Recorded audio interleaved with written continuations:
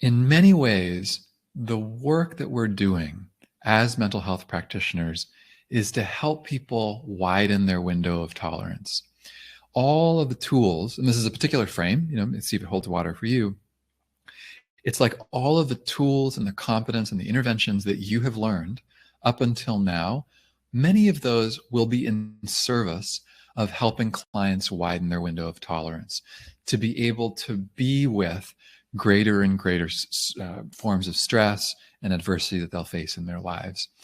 Whether it's the level of attunement and connection that you are bringing to a client interaction, whether it's an intervention that you're making around, say, cognitive behavioral work, an intervention around somatic psychology and embodiment, all of those different tools are often in service of helping people widen their window of tolerance.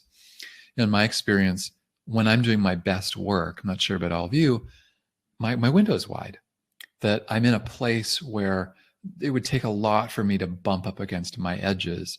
And then my client can actually feel my wide window, and I can become something of a psychobiological regulator for that client.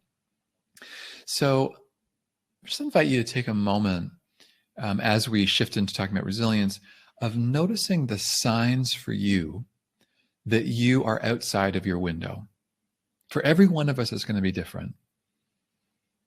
Just notice, what tells me, what are the signs and symptoms that I am either in orange here, in dysregulation, or maybe I'm even in the red here, in hyperarousal or hypoarousal, kind of fight, flight, or freeze.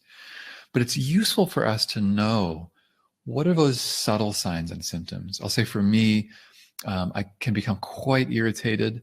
My sense of hearing becomes hypersensitive. My eyes become more myopic. I can't really see in my peripheral vision. So just notice for yourself here, what are your signs? And then let's shift here to talking about resilience. So as promised with this session, the whole point here was to know how we could support clients in being able to work skillfully with stress, really to tolerate more and more of the adversity that they might be facing. And this is the point here. But first, before we get into practices, let me just define resilience here and what I mean.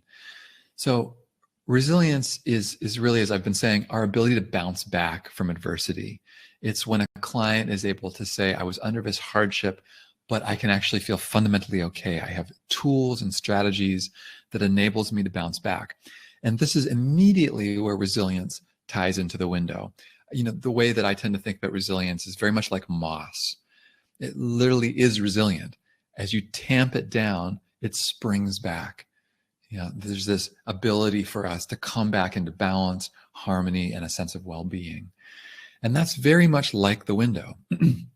If you imagine that stress weighing down on a client that we're working with, what are the tools and strategies that will allow them to actually widen their window and come back into resilience?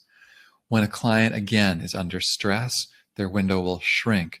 When a client is resilient, when they have tools and strategies, they will be able to widen their window over time.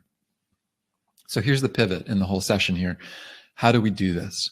What are the tools that we can offer to clients that will enable them to work skillfully with their own windows and be able to be more resilient over time?